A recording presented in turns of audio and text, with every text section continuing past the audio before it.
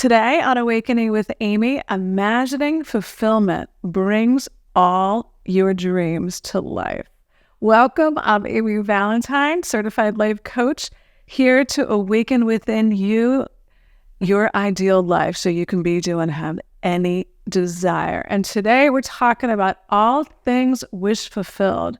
Neville Goddard's teaching that to desire anything is to have it. We're going to break that down today so you can really, really understand what wish fulfilled means, that when I desire something, it's already mine. And we're going to get into that today. So picture your life right now as every dream, every desire is already done, completed right now, and it's for you. What does that feel like? Imagine how you would feel if every desire was yours right now to claim within your imagination. So we have to understand that wish fulfilled is about imagining from that end, from that target of fulfillment being yours already, because you are a soul. You are a spark of that divine light that came here in a physical body, came here to create fulfillment and more fulfillment for the whole expansion of the universe, to expand the love that you are. So to imagine, what Neville Goddard meant by imagination is the God of your reality. He meant, what I imagine is what I'm thinking, what I'm affirming, what I'm believing and assuming to be true for me. That's the power of our imagination. What are you contemplating? Am I imagining from the premise of love, that I am that I am? Or am I imagining from the premise of the little me, the ego, the fear, the doubt, the worry that I'm not enough, so I have to try to get something from the world, right? So Neville Goddard's wish fulfilled, what he meant, he took from Exodus, I am that I am. I am whoever I say I am. I'm not the conditions. No, the conditions are the effect of who I believe I am. That's it. So when we learn to look at our life and look at our desires with an uncritical eye and understand that higher concept of desire means to have. That desire came to you already completely fulfilled, right? It's about remembering our wholeness, our completeness, to create from that attitude, that state of mind, that I'm already whole and perfect, here to experience that in a physical body. That's what wish fulfilled is. That's what a desire is, to know yourself as that source, as the source of your reality, as one with God. Powerful. So we get tripped up because we think to desire means I am not it yet, so I have to become it, right? We get caught up in that desiring instead of knowing that the desire means it's already mine to claim. I already have it within me, within my imagination, right? So let's read a Neville Goddard quote to talk more about wish fulfilled and what true fulfillment means, because when you understand what fulfillment is, that's the key that unlocks every desire, every dream, and becomes a reality right now. Nothing stands between man and the fulfillment of his dreams but facts, and facts are the creation of imagining. If man changes his imagining, he will change the facts. Powerful statement by Neville Goddard. If we change our imagining, in other words, what we're thinking about, what we're affirming, what we're believing and assuming to be true, then we change the facts, because he's saying that the facts are just the result of our beliefs. We make it true. Like everything is a self-fulfilling prophecy. Why? Because that's how energy works. The universe has no free will of its own. Think about the power in that.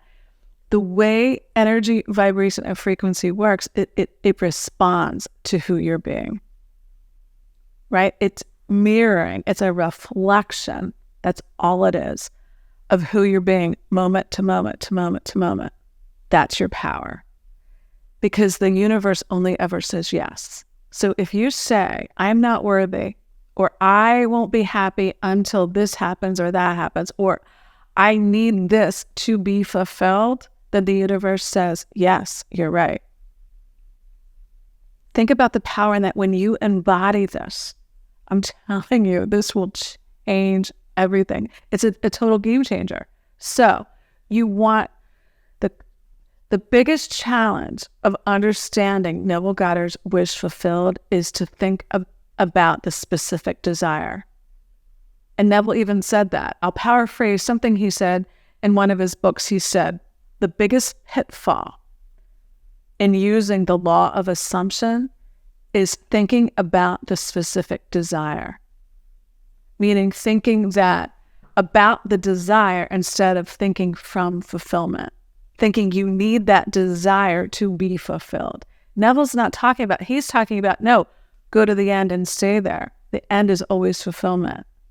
That is the gift of God. That is the gift of source energy. That is your oneness, to know your oneness with that divine energy.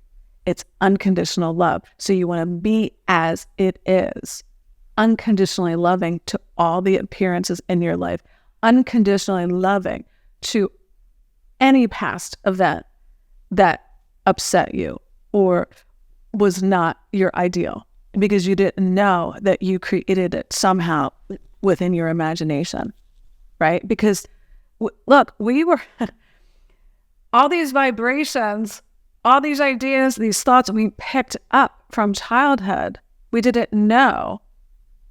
We were dependent on the people around us. So we have to, unless we can be unconditionally loving towards all of it, then we're going to keep creating unfulfilling things. And I was just recently talking to a client the other day, and, I won't get into her specifics of her story, but I'll tell you just enough because I know all of you can relate in some way, shape, or form. Last year, she had a very traumatic experience. She lost her baby pretty late in the game and had to give birth to a stillborn baby boy. And she is now pregnant again, which she is super excited and happy about, but she keeps getting tripped up by remembering the loss of her other child, right? And I told her, look, you have to be able to grieve, to feel all your emotions, but then let it go and stop identifying with the loss and identify with somehow there's value in that experience. I said, so unless you come from that identity that, yes, I'm sad, yes, I'm grieving, but unless you come from the identity that it must have happened for me for some reason to expand my awareness of who I really am, I said, then you're going to keep recreating that trauma. You keep hurting yourself over and over and over again, right? And we do this to ourselves. We don't know that we're doing it because we think that we're identifying with the pain instead of identifying with the love of who we really are, that knowing that baby came, even though it seemed like an infant, it's actually an old soul. It's an all-knowing, all-perfect, whole creation of source energy. So that is the biggest challenge, right? In living our dream life, living our desires, in understanding what Neville meant by wish fulfilled is we're out of alignment with the truth of who we really are. But the good news is there's no judgment or condemnation. It's only ever now. There is no future in universe terms. There's no past in universe. There's only ever now. What am I doing now? So that's the biggest pitfall, the biggest challenge to living from wish fulfilled is believing in the fear, doubt, and worry, believing that has power over you, believing that the past has some kind of hold on you now by resisting what is, by devaluing your experiences, by judging yourself, by judging others, right? That gives us narrow perception. So we're not seeing the whole picture, right? We can't. That's why Jesus said, judge not by the appearances, but judge righteously. And what is righteously, that's alignment with our higher truth, with who we really are, which is always fulfilled. Here to experience that in a physical way, to know ourselves as source. That's why your desire is already yours. Before they call, I will answer. And while they're still speaking, I will hear. That is the promise of infinite intelligence, of God, of source energy. It's already yours. But you have to claim it from that feeling of fulfillment, not identifying with the appearances. That's the key, right? So we want to put off, like Neville Goddard said, the former conversation.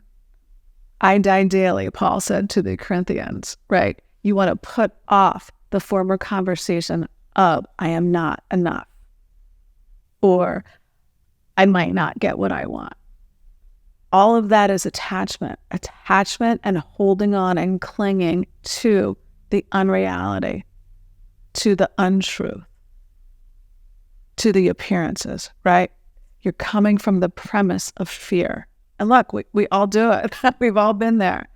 But to allow yourself to feel it like a wave, feel it till it ends, and then it will end. But if you push it away, or if you judge yourself, or if you feel that guilt, understand that's the ego present telling you that you're not fulfilled, telling you to judge yourself via that experience from the lower mind that's never satisfied, right? To desire a state is to have it, Neville Goddard said. To desire a state is to have it. Desire means I have. That's the feeling of fulfillment he's talking about. It's that inner conviction that I already am everything because I'm a child of God. So that's all you need to know about wish fulfilled and your desire. So we want to focus on fulfillment as our only option. And anything that doesn't feel like fulfillment is just an experience of reality here to wake me up, to be that alert system to say, I am thinking unlike source. I am thinking unlike my truth. I am out of alignment with the truth. That is what your guidance system is for. That is what your emotions are for. Neville also said, when I speak of feeling, I do not mean emotion. I mean that feeling of fulfillment, something like that. So he's not talking about the fleeting feelings. He's saying don't identify with them and as them. They're always changing. Your thoughts are always changing. The circumstances are always changing. Your feelings are always changing. So you want to focus on your preferred state of being from that higher, I am that I am, and then think about your desire, right? Think about fulfillment as your only option. It's like a bullseye, right? Your only option is to always hit the target. So no matter what happens, it's part of my fulfillment. And look, like Bashar says, when you follow your excitement, when you follow your happiness, when you follow your bliss, it can contain no negative outcomes. But what it does do is reveal what's thought, what beliefs, what assumptions are blocking your fulfillment.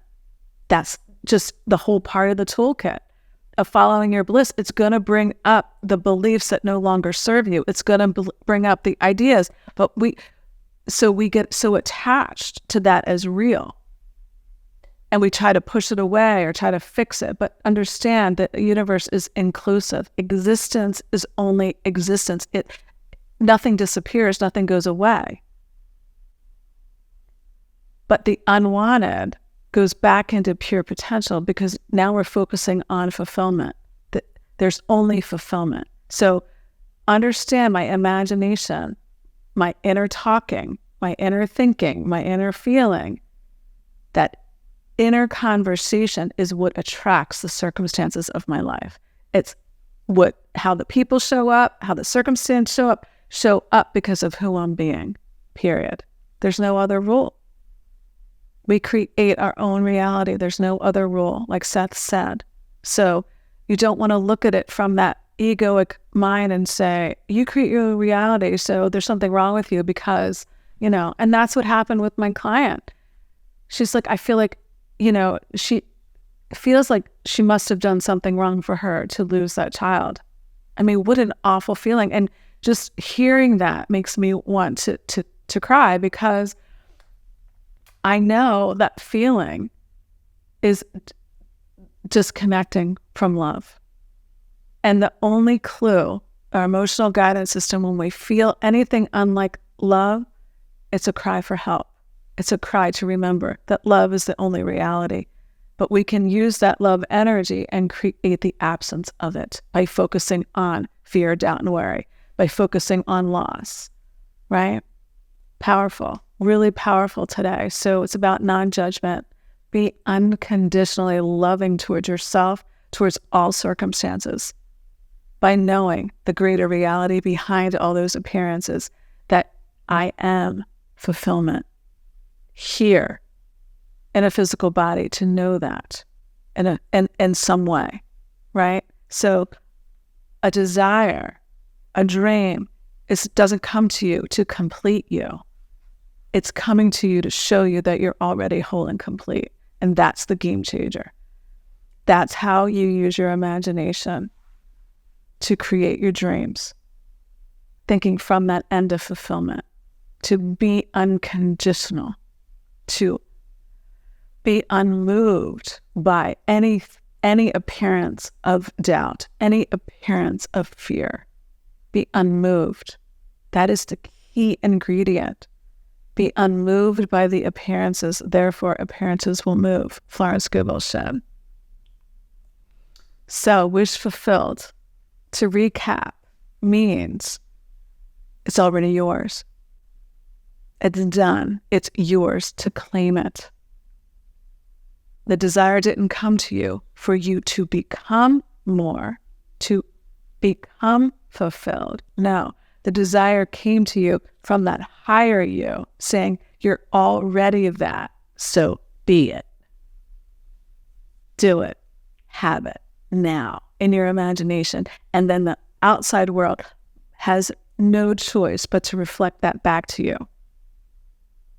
So, thank you so much for being here. Comment below. Talk to me about what you're manifesting, any successes, any questions. Thank you for liking and sharing the content. Thank you for subscribing. And until next week, I'll see you soon.